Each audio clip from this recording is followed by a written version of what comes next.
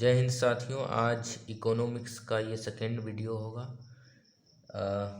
तो इससे पहले एक ज़रूरी सूचना, यदि आप डेली करंट अफेयर्स पढ़ना चाहते हैं तो आप जुड़िए मेरे टेलीग्राम से, जिसका नाम है अल्टीमेट एस्पायरेंट्स, और इसका मैं लिंक कमेंट बॉक्स में पिनअप कर दूंगा। ओके, जो कि हर एक गवर्नमेंट एग्ज़ाम के लिए इम्पोर्टेंट होगा। और daily current affairs based MCQ आप प्रैक्टिस करना चाहते हैं तो अल्टीमेट एस्पायरेंट यूट्यूब चैनल के कम्युनिटी पोस्ट पर जाइए, वहाँ पर आपको एमसीक्यू मिलेगा।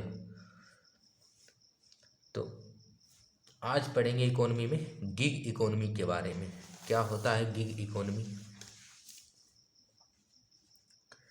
गिग इकोनॉमी, गिग इकोनॉमी क्या होता है?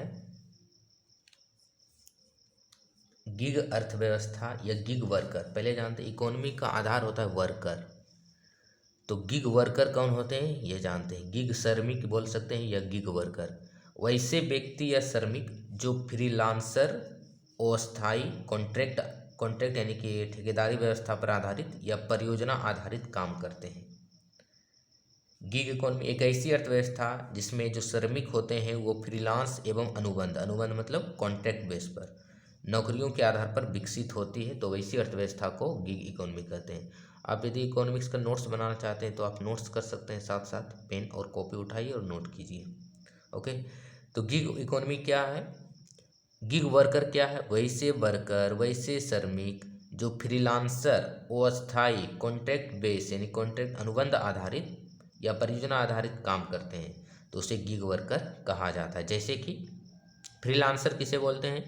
फ्रीलांसर मतलब वैसे वर्कर। फ्रीलांसर एक प्रकार का सिस्टम है जिसमें श्रमिक जो है काम करते हैं एक पार्ट टाइम, शॉर्ट टर्म के लिए, अल्प अवधि के लिए काम करते हैं। उसमें कॉन्ट्रैक्ट बेसिस पर काम करते हैं और उसका जो टाइम होता है वो फ्लेक्सिबिलिटी होता है। और इसमें फ्रीलांसर जो सिस्टम होता है उसमें काम पर एक काम पर टास्क वेज निर्धारित होता है। जैसे एक काम हमने निपटा दिया तो उसके आधार पर पैसा दिया जाए, फिर दूसरा काम किया तो उसके आधार पर ये वेज नियत तय किया जाता है, उसमें पैसा दिया जाता है, दिहाड़ी दिया जाता है। ओके, जैसे कि कुरियर सर्विस वाले क्या होते हैं, जैसे जोमेटो हो गया, ओला हो गया, यूबर हो गया, स्विगी हो गया, अमेजन हो गया या फ्लिपकार्ट हो गया। तो फ्लिपकार्ट वाला उसको पर डिलीवरी पर अलग अलग चार्ज मिलता है। जैसे कि जितना उसका डिलीवरी है, 10 डिलीवरी करना है तो मान लीजिए एक डिलीवरी पर 100 रुपया है। 100 रुपया तो नहीं, एक डिलीवरी मान लेते हैं 30 रुपया है, तो 30 गुना 10 यानी कि 300 रुपया हो गया। तो इस टाइप का होता है फ्रीलांसर, मतलब शॉर्ट टर्म के लिए, पर काम के लिए, पर टास्क पर वेज निर्धारित करना, पैसा दिया जाता है, वही फ्रीलांसर होता है। ठीक है, तो गिग वर्कर क्या है? वैसे श्रमिक जो फ्रीलांसर या कॉन्ट्रैक्ट बेस पर अस्थायी शॉर्ट टर्म के लिए काम करते हैं, वो गिग वर्कर कहलाते हैं। और गिग वर्कर के द्वारा जो इकोनॉमी बनती है उसको बोलते हैं गिग इकोनॉमी। गिग इकोनॉमी एक ऐसी मुक्त व्यवस्था है, एक इंडिपेंडेंट सिस्टम है, जहाँ पर पूर्णकालिक रोजगार की जगह अस्थायी रोजगार का विकल्प होता है। इससे फ़ायदा क्या है? बहुत फ़ायदा है। श्रमिकों को अपने रुचि के हिसाब से काम मिलता है, फिर टाइम फ्लेक्सिबिलिटी होता है, जब उनकी मर्जी होगी टाइम जब उनको मिलेगा, तो पार्ट टाइम जॉब की तरह होता है। उसमें जब उनको टाइम मिलेगा तब वो काम करेंगे, अपनी रुचि के अनुसार काम करेंगे। वर्क लाइफ बैलेंस भी मेंटेन रहता है, जीवन नौकरी संतुलन। अभी जैसे कि एक जाने माने ये व्यापार हैं कंपनी, क्या नाम है उसका, L&T कुछ कंपनी है, उसके जो मालिक हैं क्या नाम है उनका, नाम पता नहीं है। अभी हाल ही में कमेंट किया था कि सप्ताह में 90 घंटा काम करना चाहिए, और मेरा बस चले तो संडे को भी हम काम करवाएंगे, तभी इंडिया, उन्होंने कहा तभी इंडिया विकसित बनेगा, चाइना को पछाड़ सकता है इकोनॉमी के सेक्टर में। तो ये कहना गलत है कहीं ना कहीं, क्योंकि वर्क लाइफ बैलेंस मेंटेन करना ज़रूरी है। यदि हम काम 24 घंटा काम करेंगे तो क्या प्रोडक्टिविटी उतना में होगा? नहीं। एक निश्चित एक टाइम पीरियड के बाद दिमाग क्या है, थक जाता है, मानसिक स्थिति उतना प्रोडक्टिविटी, क्रिएटिविटी नहीं हो पाता है। इसलिए टाइम घंटा यानी कि वर्क आवर बढ़ाने के बजाय हमें स्मार्टली वर्क पर ध्यान देना चाहिए, क्रिएटिविटी मेंटेन रहना चाहिए, वर्क लाइफ बैलेंस करके चलना चाहिए, तभी वो अच्छा से प्रोडक्टिविटी, जो श्रमिक है वर्कर, वो अच्छे ढंग से काम कर सकते हैं। तो ये अब अगला है कि संगठित क्षेत्र और असंगठित क्षेत्र क्या है। गिग वर्कर जितने भी हैं, कुरियर सर्विस वाला, जैसे जोमेटो, ओला, उबर, स्विगी, अमेजन, फ्लिपकार्ट, वो सभी के सभी असंगठित क्षेत्र में आते हैं। अर्थव्यवस्था को क्षेत्र यानी कि श्रम या रोजगार के आधार पर दो क्षेत्रों में बांटा गया है। पहला है संगठित क्षेत्र, जिसे ऑर्गेनाइज सेक्टर बोलते हैं इंग्लिश में। दूसरा है असंगठित क्षेत्र, अनऑर्गेनाइज्ड सेक्टर। तो संगठित क्षेत्र ऑर्गेनाइज सेक्टर किसे बोलते हैं? सर, ऑर्गेनाइज सेक्टर से तात्पर्य या मतलब उन व्यवसाय, उन उद्योग, उन सेवाओं से है जो सरकार द्वारा पंजीकृत एवं विनियमित होते हैं। वे औपचारिक श्रम कानूनों का पालन करते हैं। जैसे सरकार ने कोई कानून बनाया लेबर लॉ से संबंधित वगैरह, या कोई भी लेबर से संबंधित रिलेटेड कानून बनाया तो सभी लेबर पर लागू होगा, तो उसे बोलेंगे संगठित क्षेत्र। और जिसका रजिस्ट्रेशन सरकार के पास है कि ये वर्कर काम कर रहा है हमारे देश में, ठीक है, सरकार के द्वारा पंजीकृत है, सरकार के द्वारा रेगुलेट होता है, विनियमित होता है, सरकार जो भी नियम बनाती है उस पर लागू होता है। सरकार के जो इंश्योरेंस वगैरह होता है, जैसे हेल्थ इंश्योरेंस वगैरह, सिक्योरिटी, तो वो भी उस पर अप्लाई होता है। विशेषता क्या है संगठित क्षेत्र का? इसमें लीगल रिकॉग्निशन मिलता है, कानूनी पहचान मिलता है, वर्कर को लाइसेंस दिया जाता है। जॉब सिक्योरिटी, नौकरी की सुरक्षा होती है। जैसे कि गवर्नमेंट जॉब वाले क्या होता है, उनका नौकरी का सुरक्षा एक मेन कारण है कि लोग गवर्नमेंट जॉब की तरफ ज़्यादा अग्रसर होते हैं इंडिया में। वेतन भी अच्छा खासा मिलता है। तो ये है जॉब सिक्योरिटी, नौकरी सुरक्षा। मिनिमम वेज, मनमानापन नहीं रहता इसमें। मिनिमम वेज तय किया जाता है सरकार के द्वारा कि इससे कम नहीं दिया जाएगा। टैक्स लिया जाता है उससे। जो भी वर्कर संगठित क्षेत्र के अंदर काम करते हैं, जो भी श्रमिक मजदूरी है, जो भी बोलिए, जो भी कामगार संगठित क्षेत्र के अंतर्गत काम करते हैं उसे टैक्स लिया जाता है, इनकम टैक्स। सहकारी संगठन, इसकी विशेषता कि सहकारी संगठन इसमें आ गया। Government jobs, firms, banks, insurance वगैरह, ये सब के सब क्या आ जाएंगे? संगठित क्षेत्र के अंतर्गत आ जाते हैं। जो सरकार के लिस्ट में, सरकार की नज़र में वर्कर है, कैसे नज़र में कैसे पता चलेगा? रजिस्ट्रेशन कराया हुआ है उनका, सरकार के द्वारा रेगुलेट होता है, वो सब के सब संगठित क्षेत्र है।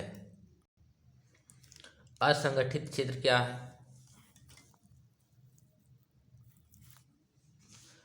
असंगठित क्षेत्र या अनऑर्गेनाइज सेक्टर से तात्पर्य या से मतलब वैसे उद्योग व्यवसाय कार्य से है जो सरकार द्वारा नियमित नहीं होते, अनौपचारिक संगठन से बोला जाता है अनऑर्गेनाइज सेक्टर। यानी सरकार के पास उसका पंजीकरण ही नहीं, रजिस्टर ही नहीं कि वो श्रमिक काम कर रहे हैं इस क्षेत्र में।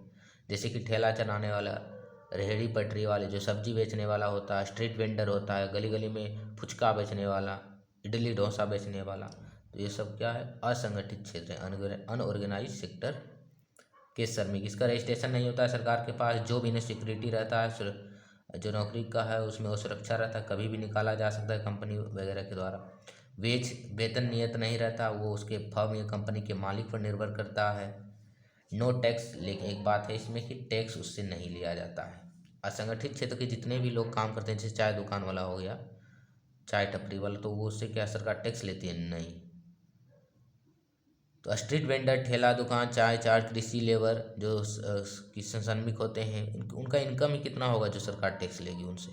इनकम ही नहीं होता है। इनफॉर्मल सेक्टर कहलाते हैं ये, असंगठित क्षेत्र या अनऑर्गेनाइज सेक्टर या इनफॉर्मल सेक्टर। ओके, तो अगला है गिग इकोनॉमी से लाभ क्या है?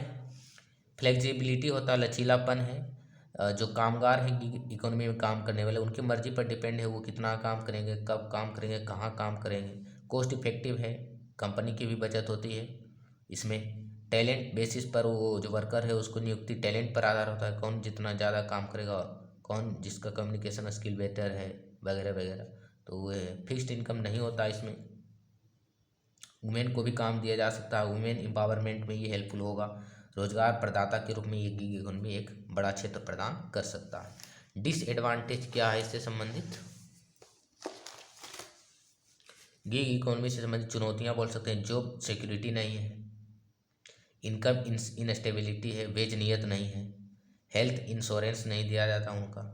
एक्सप्लॉयटेशन एक इशू हो सकता है, एक्सप्लॉयटेशन प्रैक्टिस, यानी कि उसका अतिक्रमण, एक्सप्लॉयटेशन मतलब उन पर दबाव डाला जा सकता है कंपनी वगैरह के द्वारा, तो ये रहता है। तो ये सब चुनौतियों को हल करके या बैलेंस करके गिग इकोनॉमी को हम बढ़ा सकते हैं, जो कि रोजगार के लिए एक अच्छा अवसर प्रदान करेगा। अर्थव्यवस्था के क्षेत्र जानते हैं, कैपिटल के आधार पर, यानी किसी देश की इनकम कितना है उसके आधार पर अर्थव्यवस्था के क्षेत्र तो आगे पढ़ेंगे। इनकम के आधार पर तो पढ़ ही लिए थे। विकसित जैसे कि विकसित अर्थव्यवस्था, विकासशील अर्थव्यवस्था वाला देश, या फिर अविकसित देश, अल्प विकसित देश। इंडिया क्या है? डेवलपिंग कंट्री है, विकासशील देश है, ना विकसित है ना अल्प विकसित है, बीच में है इंडिया। तो ये कैसे तय होता है? Gross national income per capita के आधार पर। अब जानते हैं अर्थव्यवस्था के क्षेत्र। पूंजीवादी बाजार के आधार पर बोल सकते हैं। पूंजीवादी अर्थव्यवस्था होता है, समाजवादी अर्थव्यवस्था और एक मिश्रित अर्थव्यवस्था। ध्यान से सुनना आपको। पूंजीवादी अर्थव्यवस्था, कैपिटलिस्ट इकोनॉमी क्या है? इसमें सभी चीज़ जो डिमांड और सप्लाई है, मांग और आपूर्ति, बाजार पर निर्भर करता है। सरकार का कोई लेना देना नहीं है कि बाजार किस ढंग से चल रहा है, कोई रूल्स एंड रेगुलेशन काम नहीं करता यहाँ पर। बस बाजार के जो कंपनी है, वेंडर, उत्पादक हैं और ग्राहक हैं, यही दो इसमें रिलेशन चलता है। ओके, जैसे बाजार में मान लेते हैं कोई फैक्ट्री है, ठीक है, कोई फैक्ट्री है बाजार में, मान लेते हैं कोई सब्जी है, किसी खास ढंग का सब्जी, मान लेते हैं ये करेला का कमी है, ठीक है, बाज़ार में करेला सब्जी, बाज़ार में करेला की कमी है। तो जो सब्जी वाला होगा दुकानदार, वो किसका डिमांड करेगा कि करेला आना चाहिए यहाँ पर, क्योंकि करेला की कमी है मंडी में। तो करेला जहाँ से आएगा किसान वहाँ से खरीदेगा ये। तो इस ढंग से जो काम करेगा केवल बाज़ार पर, तो वो पूंजीवादी अर्थव्यवस्था है। इसको मैंने लेमन टर्म में समझाया आपको।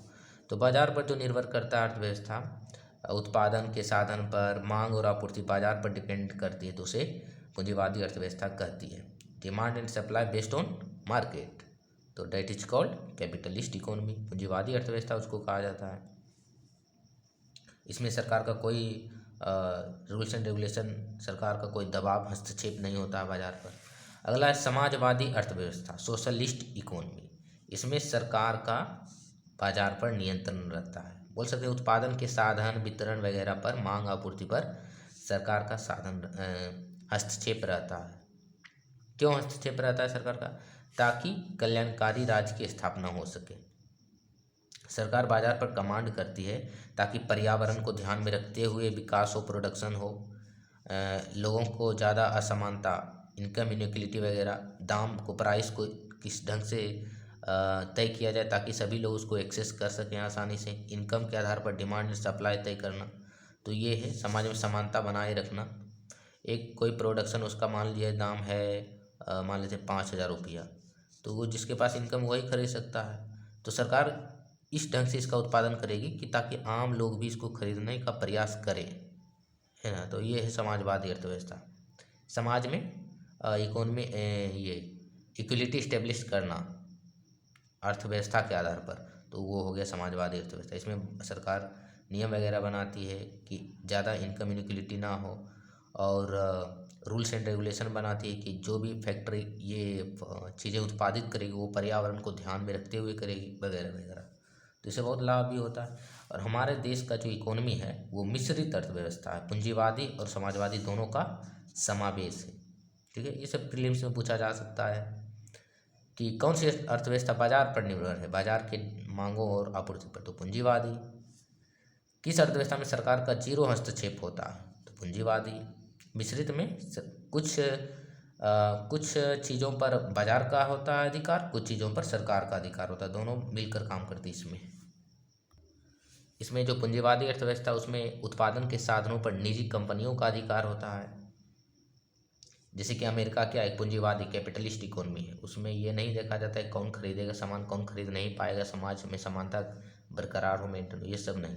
जिसके पास पैसा वो खरीदेगा, और सरकार इसमें कोई बाजार पर उसमें नियंत्रण नहीं होता। और समाजवादी अर्थव्यवस्था एक आदर्श बोल सकते हैं। मिश्रित अर्थव्यवस्था दोनों का समागम है, पूंजीवादी का भी और ये समाजवादी का ही, दोनों का भी। इसमें बेसिकली यही देखा जाता है कि गरीब लोग भी एक्सेस कर सकें संसाधनों का ये ढंग से।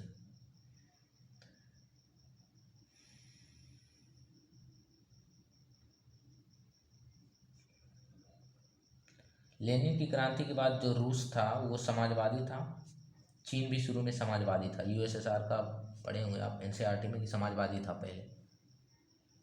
समाजवादी मैंने समाज को ध्यान में रखते हुए, मिश्रित अर्थव्यवस्था में जैसे कि कुछ कंपनियों पर केवल सरकार का अधिकार होगा, कुछ कंपनियां निजी होगा, दोनों का इसमें समावेश देखें। जैसे कि इंडिया में देखें तो BSNL है, PSU जैसे कि ONGC हो गया, BSNL हो गया, रेलवे हो गया, इस पर सरकार का नियंत्रण है। बाकी जैसे कुछ कंपनी जैसे टाटा हो गया, जियो हो गया, तो ये निजी के सरकार से लाइसेंस लेना जरूरी है, लेकिन ये निजी एक प्राइवेट संस्था के रूप में काम करती है।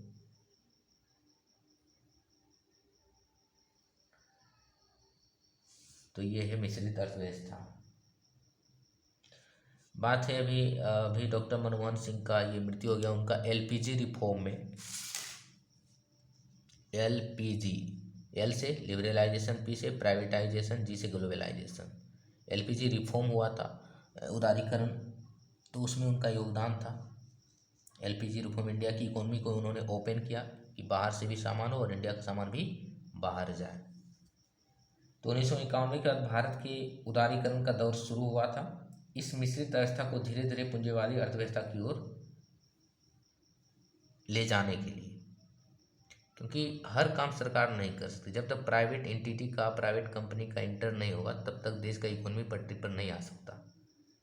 तो इसलिए 1991 में ओपन किया गया था। मूलतः जैसे कि अभी रक्षा, रेलवे, अंतरिक्ष, परमाणु वगैरह को सरकार ने अपने पास रखा था उसमें 1991 के समय, बाकी को प्राइवेट के सहारे छोड़ दिया था।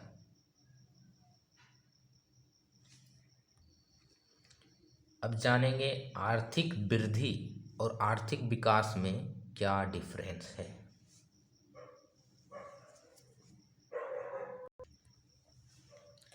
आर्थिक वृद्धि और आर्थिक विकास। आर्थिक वृद्धि मतलब इकोनॉमिक ग्रोथ, इंग्लिश में इसे कहा जाता है। इसे इकोनॉमिक डेवलपमेंट। ये अंतर भी पूछा जा सकता है 10 मार्क के क्वेश्चन में कि आर्थिक वृद्धि और आर्थिक विकास में क्या अंतर है। तो पहले वृद्धि और विकास में क्या अंतर है। जब हम बोल रहे हैं कि ए कोई फैमिली, ठीक है, ए कोई फैमिली है और बी कोई फैमिली है, फैमिली लेवल पर समझते हैं। ए कोई परिवार है, बी कोई परिवार है।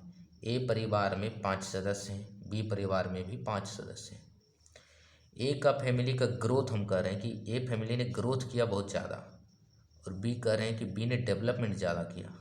वृद्धि, ए फैमिली ने वृद्धि ज़्यादा किया और ये विकास ज़्यादा किया। को कौन ज़्यादा बेहतर है? बेहतर है डेवलपमेंट वाला। ग्रोथ क्वांटिटी पर फोकस करता है। किस पर? क्वांटिटी पर, यानी कि मात्रा पर, और ये क्वालिटी पर निर्भर करता है। मल्टीपल डायमेंशन इसमें देखा जाता है, गुणात्मकता इसको बोलते हैं, गुणात्मकता। तो ए फैमिली ने ग्रोथ किया, इसका मतलब है कि ए फैमिली का जो एनुअल इनकम है, वार्षिक आय बढ़ गया है, इनकम बढ़ गया है। लेकिन खर्च कहाँ कहाँ किया, इसका कोई डेटा ही नहीं है। लेकिन बी का जो फैमिली का है, इनकम बढ़े या ना बढ़े,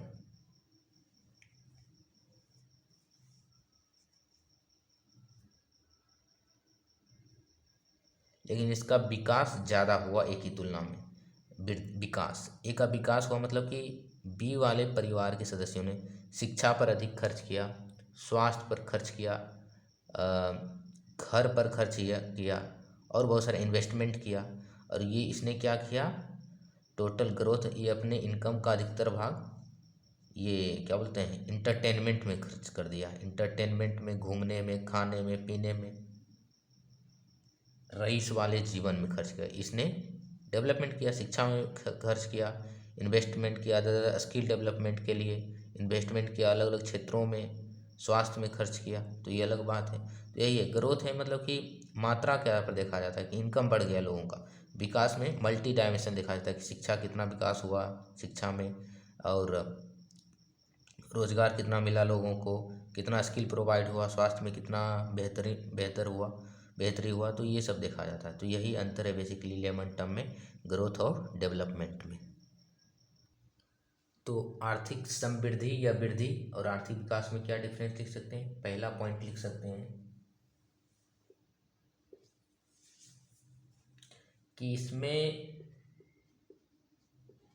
केवल मात्रात्मक परिवर्तन को देखा जाता है, मात्रात्मक परिवर्तन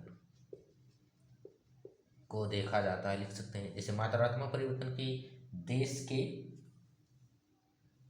पर कैपिटा इनकम में, पर कैपिटा इनकम क्या होता है आगे पढ़ेंगे, कितना वृद्धि हुआ, बस ये देखा जाता है। मतलब बोल सकते हैं इनकम कितना बढ़ा, और लेकिन इसमें मात्रात्मक एवं गुणात्मक दोनों परिवर्तन को आकलन किया जाता है, देखा जाता है, दोनों पक्षों पर विचार किया जाता है। सेकेंड इसमें लिख सकते हैं आर्थिक समृद्धि एक संकीर्ण है ना, संकीर्ण क्षेत्र है, केवल इनकम पर देखना, और ये एक विस्तृत क्षेत्र है, विस्तृत क्षेत्र है, व्यापक अवधारणा। इसमें विकास समृद्धि, जैसे कि सामाजिक विकास कितना हुआ देश का, आर्थिक विकास कितना हुआ, राजनीतिक विकास कितना हुआ, सांस्कृतिक विकास कितना हुआ, मतलब विभिन्न आयामों को, गरीबी में क्या स्टेटस हुआ, रोजगार कितना मिला लोगों को, तो ये सभी इसमें काउंट, शिक्षा का कितना विकास हुआ, सभी इसमें देखा जाता है, ना कि केवल इनकम। ओके, अगला अंतर क्या लिख सकते हैं, आर्थिक समृद्धि किसी देश का, इंडिया का ही नापना है तो क्या देखा जाएगा, इसमें क्या काउंट किया जाएगा, जीडीपी को, इनकम को,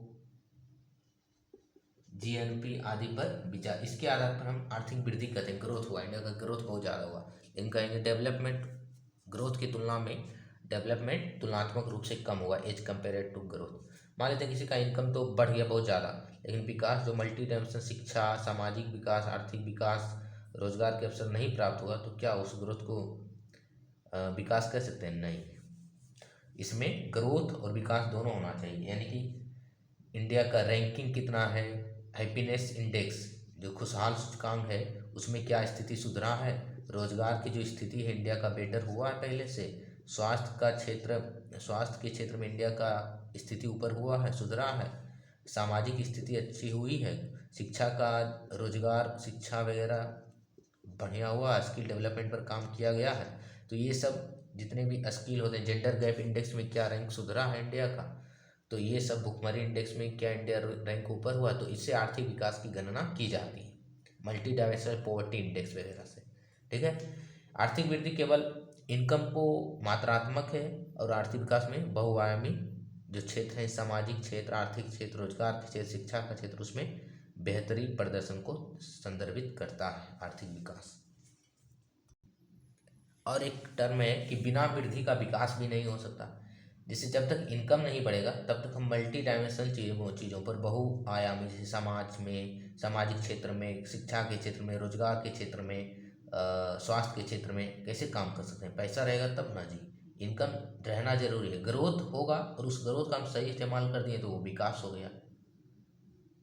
ठीक है, तो ये था अंतर वृद्धि और विकास में। ऐसे भी इसको समझ सकते हैं कि वृद्धि जो है हमारा साधन है, संसाधन है, और उस वृद्धि संसाधन के द्वारा हम लक्ष्य, यानी जो हमारा साध्य है उसको टारगेट कर सकते हैं। इंडिया का लक्ष्य यूनिवर्सल हेल्थ कवरेज, सभी को रोजगार मिले, सभी को स्किल प्रोवाइड हो, अच्छा स्वास्थ्य हो, तो उसके लिए क्या होना चाहिए, साधन होना चाहिए हमारे पास, संसाधन। संसाधन यहाँ पर हो जाएगा वित्त, यानी कि पैसा होगा, तभी तो हम अलग अलग सेक्टरों में अधिक अधिक खर्च कर सकते हैं।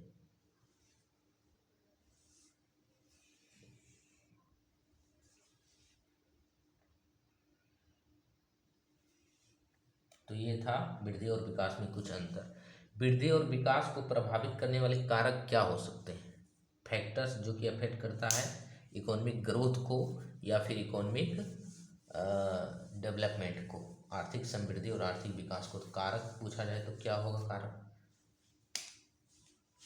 कारक हो जाएगा यदि किसी देश के युवा के पास स्किल की कमी है, कुशल क्षेम युवा जिसे कहा जाता है हिंदी में, स्किलफुल युवा यानी कि कुशल क्षेम युवा की कमी है। अभी जैसे कि एआई का एडवांसमेंट चल रहा है, रोबोटिक्स एडवांसमेंट चल रहा है, क्वांटम साइंस में यदि देश की कमी है तो कह सकते हैं, स्पेस सेक्टर में यदि युवाओं के पास नॉलेज नहीं है तो कह सकते हैं उस देश का जो इकोनॉमी है ग्रोथ संभव नहीं होगा, क्योंकि इसी की डिमांड है अभी, इसी टेक्नोलॉजी का, एआई का, रोबोटिक्स का, क्वांटम का, स्पेस सेक्टर का। तो ये कह सकते हैं, तो एक है स्किलफुल होना चाहिए वहाँ का लोगों का, ये इफेक्ट करता है। सेकेंड बोल सकते हैं पर्यावरण भी अच्छी होनी चाहिए, तभी तो वहाँ पर पर्यावरण अच्छा होगा, तभी तो अलग अलग कंट्री का वहाँ पर इन्वेस्टमेंट अच्छा होगा, निवेश बढ़िया होगा। दिल्ली में तो ऐसे ही ठंड के दिनों में प्रदूषण रहता है, कहाँ से निवेश होगा। तो पर्यावरण अच्छी है स्टूडेंट, और पर्यावरण को जो हम डेवलपमेंट की नीति अपनाएंगे तो उसमें पर्यावरण को आकलित करके, पर्यावरण को जो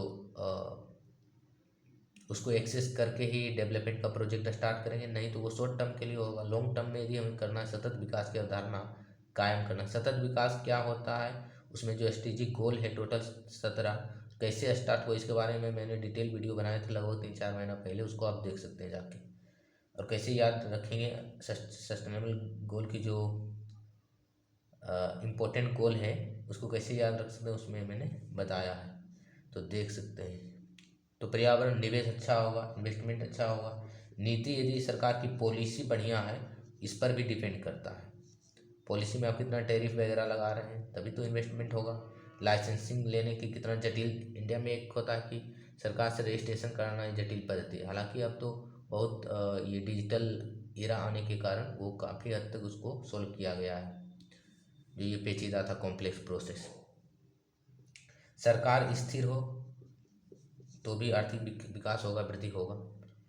तो ये भी है। प्राकृतिक संसाधन वगैरह भी निर्भर करता है, जिस देश अभी जैसे बिहार में संसाधनों का अभाव है, झारखंड के पास संसाधन बहुत ज़्यादा है तो डेवलप है। बिहार के पास केवल खेती खेत है, वो भी जोतों का आकार छोटा है, मारा मारी होता है खेती करने में भी लोगों में, तो ये प्रॉब्लम होता है। तो संसाधन भी है। तो ये इकोनॉमिक ग्रोथ को किससे मापा जा सकता है, जीडीपी से, एनएनपी से, पीसीआई पर कैपिटा से, इनकम से, आयात कितना हो रहा है देश का, निर्यात कितना हो रहा है, निवेश कितना है, बैंकिंग सेक्टर कैसा है, लोन कैसे प्रोवाइड किया जा रहा है, तो ये वृद्धि दिखाता है। विकास दिखाता है जैसे मानव का विकास, HDI, multi dimensional poverty index, गरीबी रेखा सूचकांक, हंगर इंडेक्स, भुखमरी सूचकांक, शिक्षा संबंधी रिपोर्ट, डब्ल्यूएचओ का रिपोर्ट वगैरह जो तय करता है सतत विकास का इंडिया का कैसा कंडीशन है ये, ठीक है। तो ये था वृद्धि और विकास। आगे हम पढ़ेंगे नेशनल आय पर कैपिटा इनकम वगैरह के बारे में। ओके।